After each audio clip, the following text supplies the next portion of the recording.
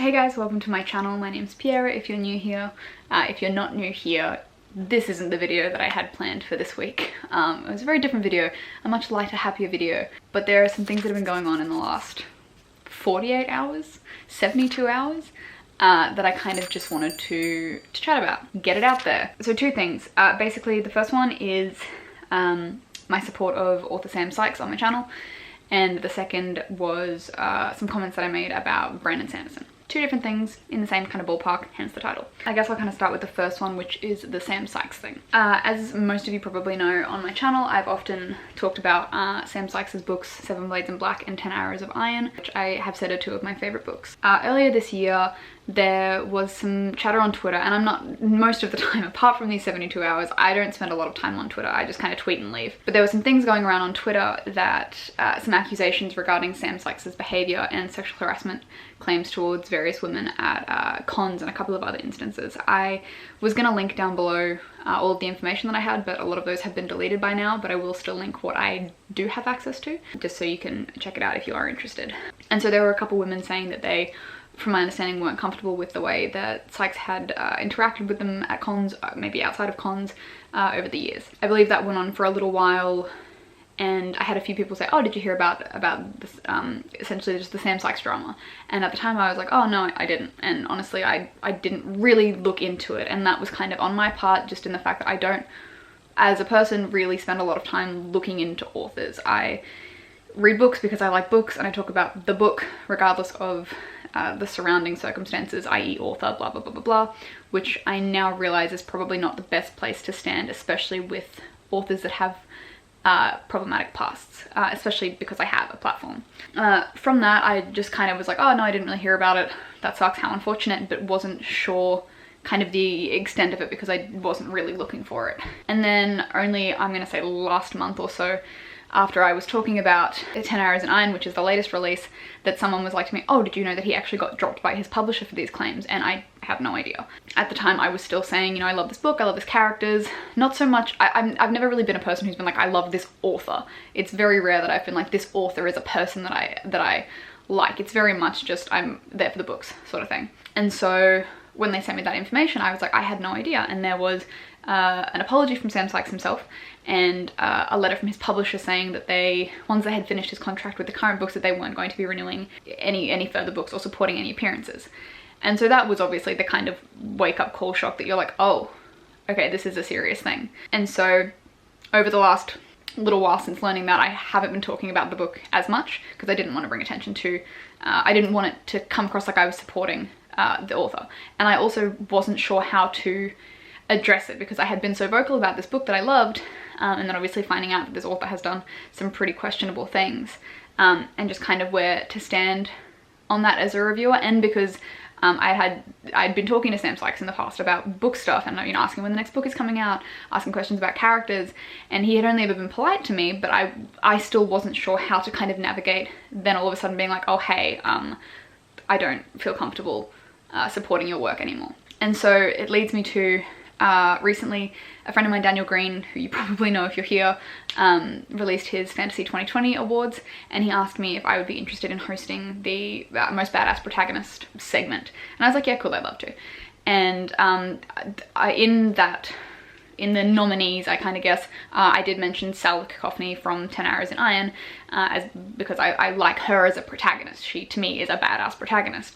And I put her in the nominations, and she didn't win, but I think by even mentioning the work within a group of nominees kind of lended to the support of the author, which is not what I want to be doing going forward.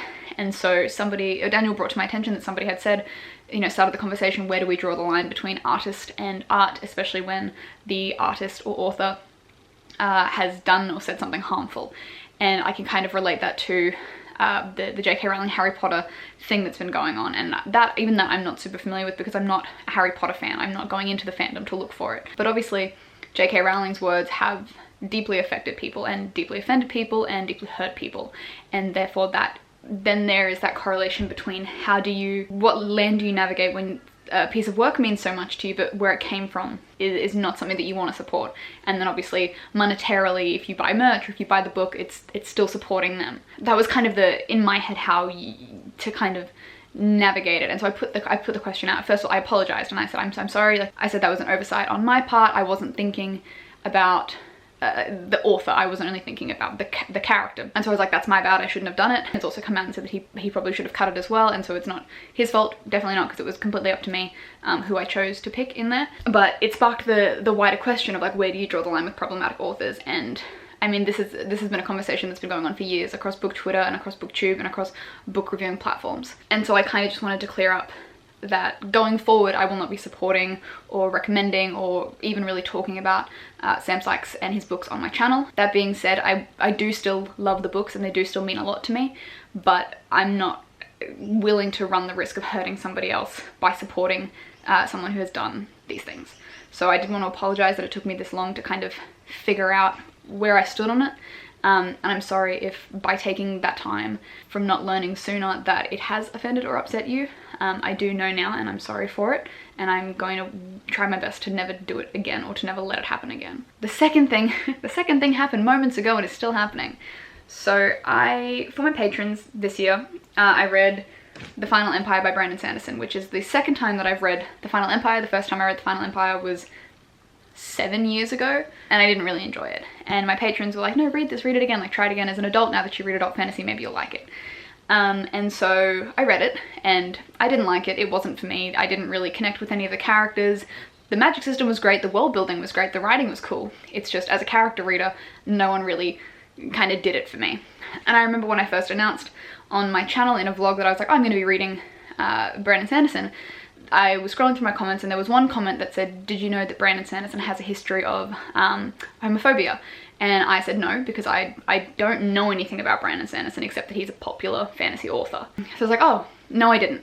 And then they sent me a link to a Reddit thread, which I mean I didn't look at the date of, but is apparently outdated.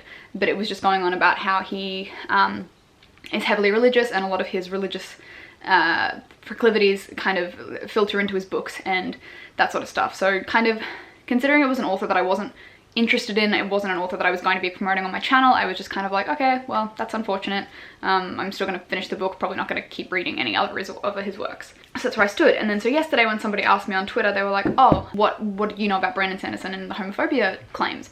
And I said, oh, just that they're, like I said, I don't know much, I just know that there were claims that he has homophobic past or something like that. And I just put that in a tweet. And that was kind of the end of it. And then this morning I woke up and I'm gonna say like the Stan accounts had found me and kind of taken what I'd said, I'm not gonna say out of context, because at the end of the day I did essentially say that I had heard that Brandon Sanderson had been homophobic in the past. That wasn't me saying, and I never said that he was homophobic or that he is homophobic or that there's proof that he has been homophobic, because I don't know this author. I don't know anything about this author. Apparently that was taken by some of his fans to say that I was slandering him, which I can understand. And having spoken to quite a few of the fans, you know, they came out to me and they're like, hey, just so you know, this is outdated news, like he's addressed this in the past, he's been working towards, you know, he's got LGBTQ plus characters in his books and all of that sort of stuff. And I was like, oh, great, like, I mean, as a queer person, that's what you want to hear. You want to hear that someone's gone, oh, I understand that I was wrong and now I'm changing. So I was like, oh, great, good to know. Thank you for letting me know. Like, that's the thing. If you don't know, you can't know. And you can't know until somebody tells you.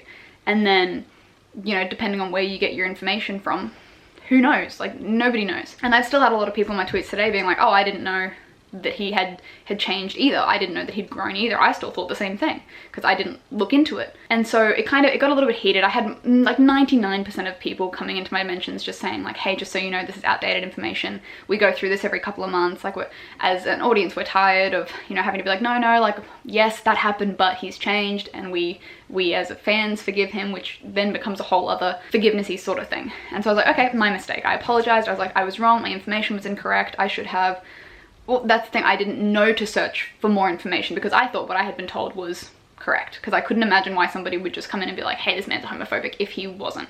It's on me as a reviewer with a platform that I, you know, in hindsight, I should have done some deeper research, but it was the fact that I genuinely didn't care about this author and his books, so I didn't feel the need to go looking for something that I knew I was never going to talk about. But then obviously having somebody ask me that question and for me to just say, oh, I don't know anything, but this is what I have been told.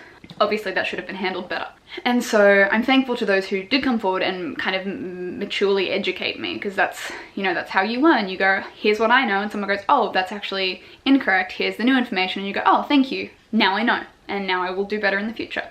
But that to be said, I did have quite a few stan accounts come into my mentions and kind of just go at the, he's not homophobic, how dare you call him homophobic, having a go at me, having a go at my sexuality, having a go at books that I've read and authors I support and things that I do, which kind of had nothing to do with the original conversation that in hindsight I should have ignored, because I've done such a good job at doing it in the past, and I don't spend time on Twitter, but today apparently I chose violence and I stood up for myself. You know, I said to the people, and you know, I think I was quite mature and polite. I wasn't going back with the same venom that they were coming at me for. And you know, I can understand being angry, I can understand being in a fandom and having someone out of nowhere come in and shit on it. Like, I get that, it's happened to me, I get it. It's when people turn around and then don't give you the chance to not explain yourself, but like I apologize. That's the first thing I did. I didn't try to say, oh well no, like what I know is correct, or the first thing I did was like, oh, I'm so sorry, I had no idea, and I didn't intend to upset anybody. And then to kind of have those same people preach that, oh, we forgave him for this, we forgave him for this. And largely of them, they were saying that they're LGBTQ plus members and they're like, we forgave him for this. But apparently my smaller mistake as a queer person doesn't get the same courtesy of forgiveness. And so that was just really confusing to me. And that's kind of what upset me more than anything. I was confused about, and people forget that creators are human beings and that we make mistakes and we don't know everything. And I don't spend every second of my day researching authors and their entire 15-year career timeline just to make one tweet. And you know, I would be loath to say, find me a person who has never made a mistake like that in their life, who has never heard something, taken it for rote, and then learnt later on that they were wrong. That was the thing that upset me more. Like I said, 90% of the Cosmo fans were like, hey, just so you know, totally understand it, thank you for your apology, like you're all good. And I was like, again, I'm so sorry, I would never mean to offend anybody, especially because they are such, you know, big accusations. And so to have, you know, the subtweets going and all of that sort of stuff, like, you know, as a creator, you're like, ignore it, like it's just people who don't matter saying things that don't matter. But you know, as a creator, you, like 90% of us see everything that is said. Like, I will see every tweet that has my name in it, I will see every subtweet that has something to relate to me, and then I kind of think, if you're putting it on Twitter and you're not on a locked account or something, then it's fair game. Like, if you tweet it, you obviously want somebody to see it, which confuses me, because then obviously people are like, don't stalk my account and don't subtweet me and blah blah blah, and you're kind of like, well, you put it out there, that's literally like free speech, which is a whole thing. And so that was what really upset me, and I want to say it takes quite a bit to upset me, but this one really got me, because I genuinely made a mistake. I genuinely apologize for the mistake, and my words to begin with were taken out of context. I also just wanted to really quickly add that one of the other things that kind of irked me, I guess is probably the best way to describe it, was that, you know, as a creator, I guess some people forget that you are a human being, that you know, they see you as untouchable. And so it's the things when people subtweet you, or they screenshot a comment you've made or a tweet that you've sent, and they post it on their account for their followers. And then when you address it, become the villain because you have a bigger platform and you shouldn't do that. That I don't understand completely. And that's also straight up saying, like, I would never tell someone to go and attack someone. I would never say to my followers, hey, go fuck these guys up, because I'm just not that kind of person. That's not on. And I know that my followers, 90% of them also wouldn't engage. Like, I don't need anyone to stand up for me. And they know that just getting involved is just gonna give the stands more fuel to the fire. And so I would never be the kind of person who would subtweet or quote retweet or whatever. I fucking hate Twitter, to get a dog pile on, because that's just so beneath like human morality for me. It's mind-boggling. It was kind of like, I can subtweet you and tweet about you, but you can't tweet about me because you've got more followers than I have. And I don't understand that logic. And so it was just, it's that kind of, I can bully you, but you're not allowed to stand up for yourself, or you can't fight me back regardless of how big your platform is. And that just comes down to, I mean, I was fucking relentlessly bullied my entire life. So bullying is not something that I stand for, regardless of if it's in person or if it's online. Like, it's not for me. And I'm very much of the opinion that if you wouldn't say it to my face, don't say it online. And I mean, you grow up, everyone hearing that everyone's a keyboard warrior and behind the screen people will say anything. And like, there's so much of me that knows that. But as a human being, people say shit and it hurts your fucking feelings. Creators are people. Creators are people. Why is it not the same? Why is it not the same? Why can you attack me but I can't stand up for myself, or I can't respond back? And so it just then becomes a matter of opinion, and reading is such a personal thing. And you know, I sit in my room and I make videos. I read alone. I don't read with people. I don't talk to people. I'm barely on the internet, really. So that was kind of where I'm at now. I have locked my Twitter for the moment just because I don't want to deal with it. I've said that I'm sorry and that I was wrong, and I've taken down my tweets that may have implied that or have said anything that was incorrect. There will always be those few that ruin a fandom for you. So that being said, I would never now touch Brandon Sanderson's fandom with a 10-foot pole, regardless of, even if I liked The Final Empire, I would never touch it again. Which is really sad, because then you kind of think, what if there is a book in there that I really love? Who knows? It doesn't matter to me now because people have scared me off. But to kind of wrap up this video, a few things that I kind of wanted to say. Obviously, like this, I don't want this to come across as a pity party.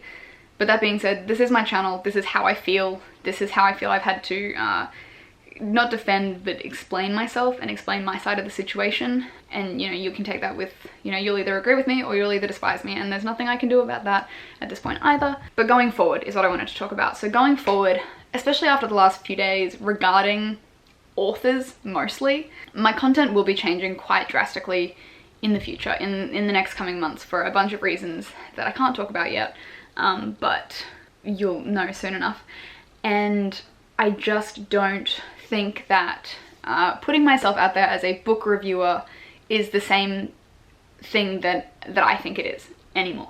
In my brain, a book reviewer is, you know, I've read this book, here are my thoughts on this book alone, and nothing else, which is kind of how I've always done my reviews. But obviously the landscape is changing and things are advancing, and a lot of people are also very interested in authors and their personal lives and their values and morals and how that relates to the work and support, which I totally understand. But I just don't think I don't think I'm ready to shoulder the responsibility of having to do research, really. I mean, at the end of the day, like, it might sound like a cop-out, but I started this channel and I started reading books because I loved books. I love fantasy, I love escape. I've never thought about authors. I don't think about authors on a daily basis.